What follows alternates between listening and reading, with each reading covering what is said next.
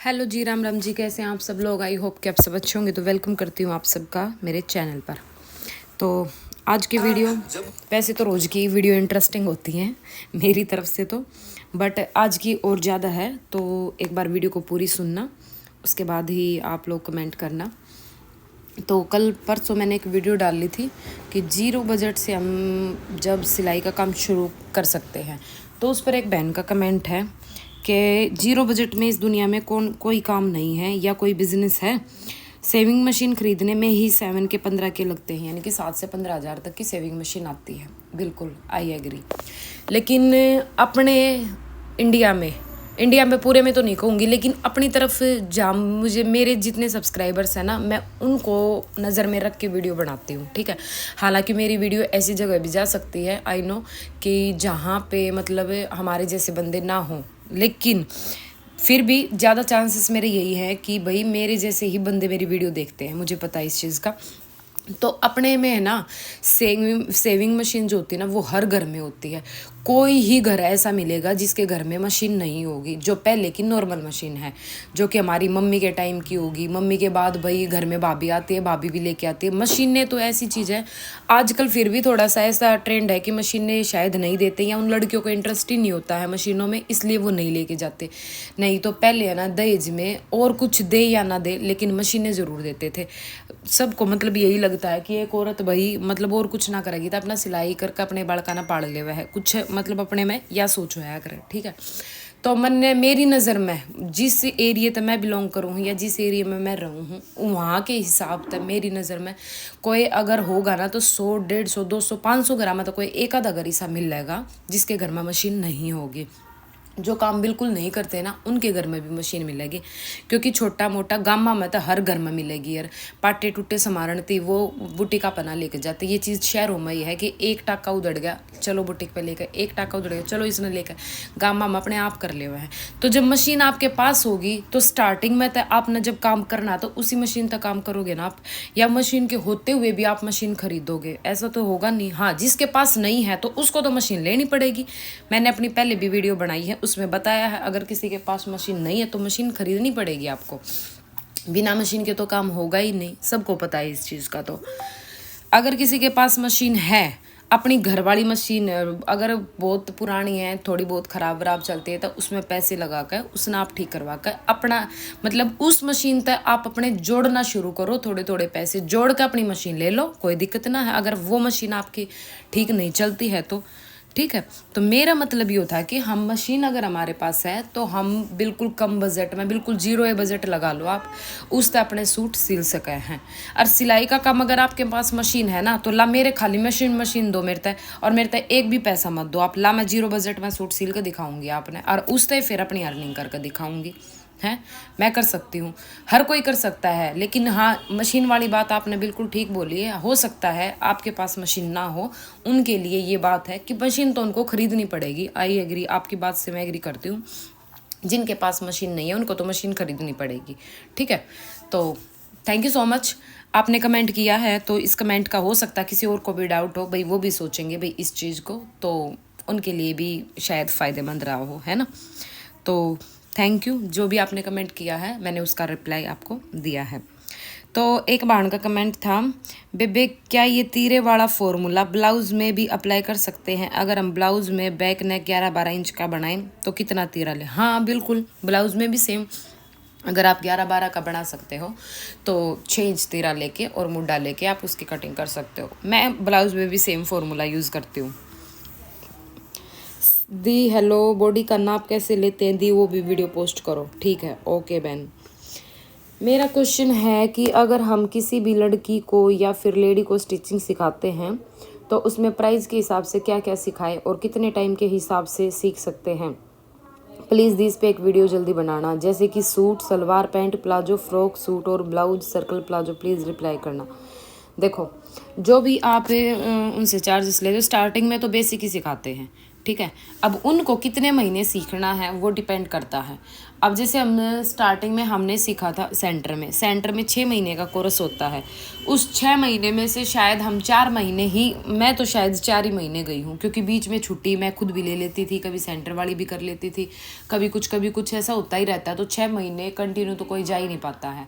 School में भी लगा लो आप, कितनी छुट्टियाँ हो ही जाती हैं ना, लेकिन स्कूल में फिर भी कुछ रूल रेगुलेशन होते हैं, लेकिन सेंटर में फिर भी हम अपना समझते हैं कि भाई चलो कोई नहीं, आज नहीं परसों चलते हैं, कल चलते हैं, ये होता है। तो वहाँ पे तो 4 महीने में गई हूँ, ठीक है। स्टार्टिंग में हम उनको बेसिक ही सिखाएंगे, मैं बेसिक भी सिखाती हूँ। तो कैसे स्टार्ट करती हूँ, मैं सबसे पहले गले और पाँचे पे डिज़ाइन बनाना उनको सिखाती हूँ, गले बनाना सिखाती हूँ। बहुत सारे देखो सिखाने का, करने का हर इंसान का अपना अलग तरीका होता है। मैं उनके तरीके को गलत तो नहीं बता रही हूँ, बट मैं अपना तरीका बता रही हूँ। मैं सबसे पहले नेक देती हूँ कि आप नेक बनाना सीखो, क्योंकि जब हम कुर्ती कटिंग करेंगे और उसको स्टिच करेंगे, सबसे पहले हमें नेक ही बनाने। अगर आप 3-4 नेक बाहर कपड़े पे उनसे रफ पे बनवा देते हो ना, तो फिर वो जो कुर्ती पे नेक बनाएंगे ना, तो वो नेक आपका बिल्कुल फिनिशिंग से और बढ़िया बनेगा, वो ख़राब होने के कोई चांस ही नहीं रहेंगे, ठीक है। मैंने सेकंड लड़की को मैं सिखा रही हूँ, तो मैंने इसी तरीके से सिखाया है। और बेसिक के रेट तो देखो मैं तो सेम लूँगी, लेकिन वो देखना कि इस महीने में मैं उनको बेसिक सिखा रही हूँ, अगले महीने से हम कुछ और शुरू करेंगे, उससे अगले महीने में कुछ और शुरू करेंगे, इस तरीके से सिखाएंगे। अगर कोई एक्स्ट्रा ड्रेस के, जैसे किसी को बेसिक आता है और कोई आपके पास आ गया है कि भाई मुझे तो ब्लाउज का सीखना, तो ब्लाउज की क्लास के हिसाब से आप अपना पैसा देख सकते हैं कि आपके एरिया में कितना और किस हिसाब से सिखा रहे हैं। तो मैं ब्लाउज़ के हिसाब से ब्लाउज़ की क्लास के पैसे लूँगी, ठीक है। क्योंकि ज़रूरी नहीं कि वो ब्लाउज़ 1 महीने के लिए आए मेरे पास सीखने के लिए, है ना। और 1 महीने में कितना टाइम लगेगा ब्लाउज़ सीखने में, तो 1 महीना तो नहीं सीखेंगे। अगर उनको खाली ब्लाउज़ सीखना या खाली एक ड्रेस सीखनी है, उसका अलग से चार्जेस होते हैं, और वो सही बताऊँ तो महंगा ही पड़ता है। अगर आप रूटीन से सीखोगे या सिखाओगे किसी को, तो वो सही पड़ेगा आपको, ठीक है। तो इस तरीके से आप सिखा सकते हो। मैं स्टार्टिंग में सूट, सलवार और ये पैंट, प्लाजो, अफ़गानी, मेरे बेसिक में ये रहता है। बेसिक से मैं यही सिखाती हूँ। बाकी अगर उनका कोई और होगा, भाई हैवी कोई ड्रेस बनानी है, तो उसके चार्जेस अलग से होते हैं ड्रेस के अकॉर्डिंग। तो एक बेबे का कमेंट है, हेलो दी, मैंने घर से ही सिलाई करनी शुरू की है, पर मेरे को समझ नहीं आ रहा है मैं रेट क्या रखूँ सिलाई के।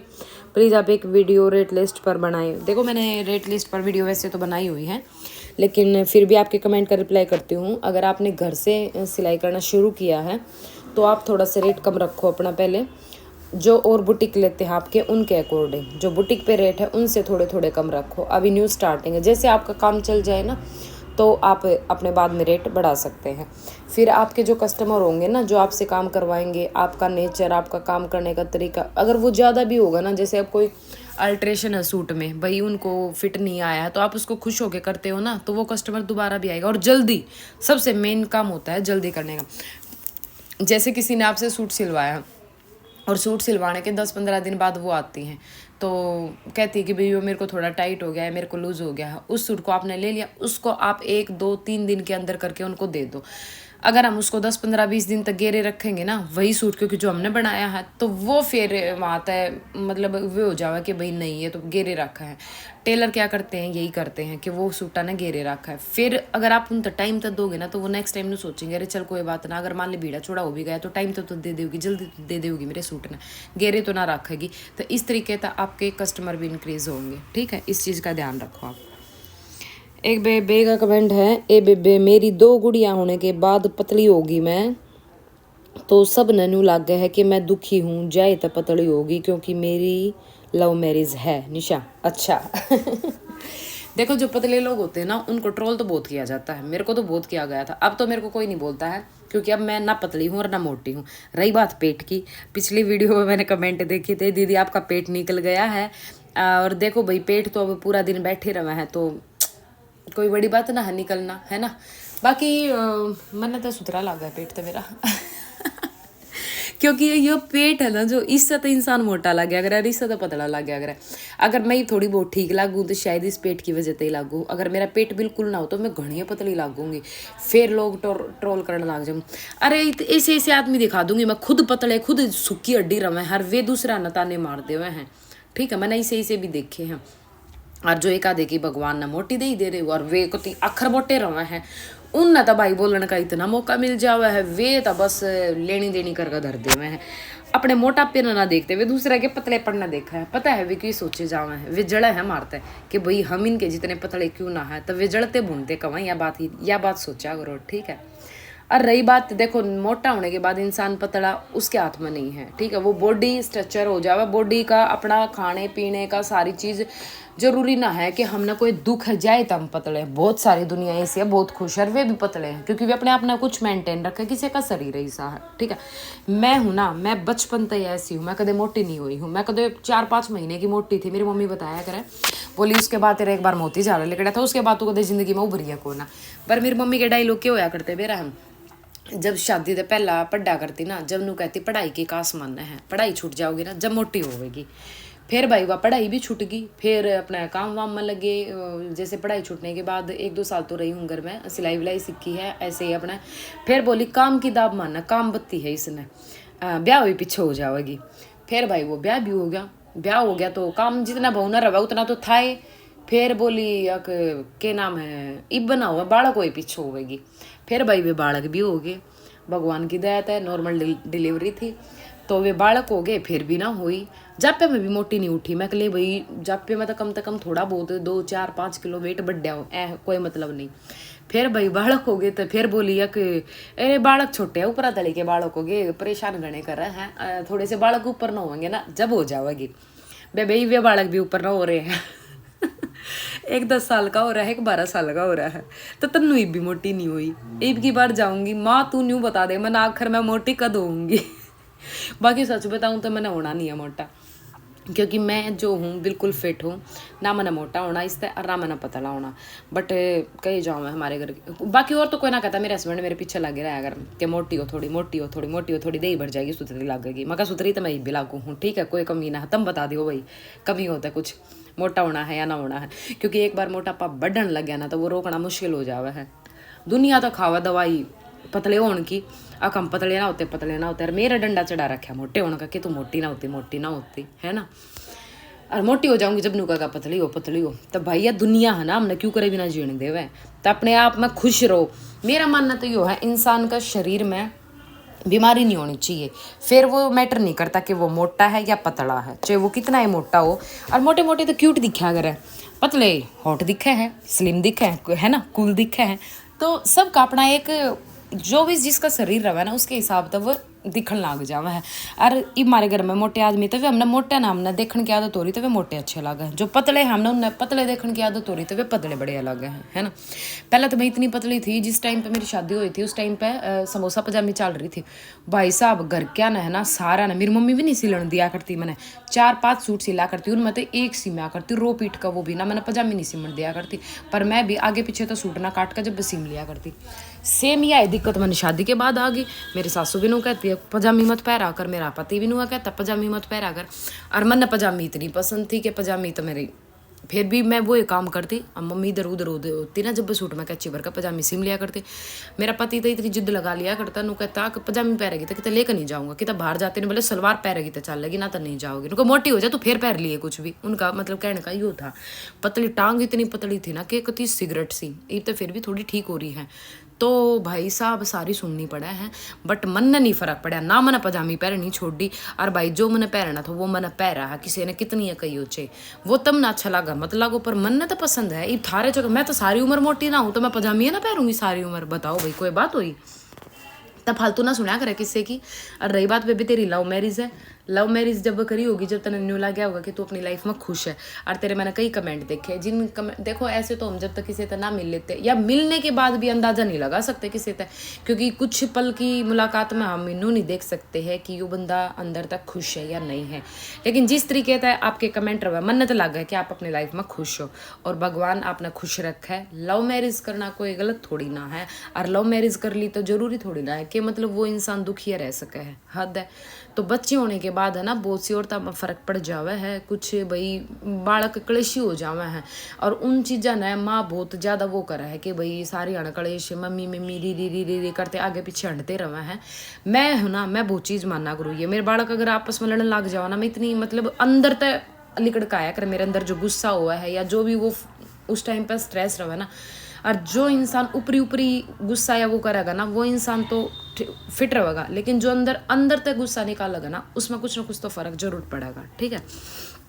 तो फालतू की दुनिया ने बैठने दो, कुछ फ़र्क ना पड़ता है। आप अपने आप में खुश रहो, फिट रहो, और बस कोई बीमारी ना हो भगवान। और आपकी लव मैरिज है, थैंक यू, आपने बताई है ना, तो बहुत सारे बताती भी को नहीं ये बात बढ़िया है, अच्छी बात है। तो आप कहाँ से हो एक बार ये और बता दियो, ठीक है। तो क्योंकि जांगड़ा मेरी एक फ्रेंड भी है, तो आप कहाँ से हो वो बता दियो। तो चलो भाई, आज की वीडियो कैसी लगी है कमेंट करके जरूर बताइए। मिलते हैं नेक्स्ट वीडियो में कुछ नया टॉपिक लेकर। बढ़िया बढ़िया कमेंट करते रहो, ऐसे ही अपना साथ चलते ही रहेंगे। अपनी यूट्यूब की छोटी सी फैमिली है, और एक दूसरे से बात करना बढ़िया लगा है। अपने न्यू हो जावा कि चलो ऐसा लगा जो करता आपस में बात होगी है, सामने बैठ कर ना जो कर बात हो जाया करे ना, जैसे आप सब न लगा है वैसा ही मैंने फील हुआ है। तो ठीक है, कमेंट करना अच्छे अच्छे। मिलते हैं नेक्स्ट वीडियो में, तब तक के लिए बाय बाय, राम राम जी।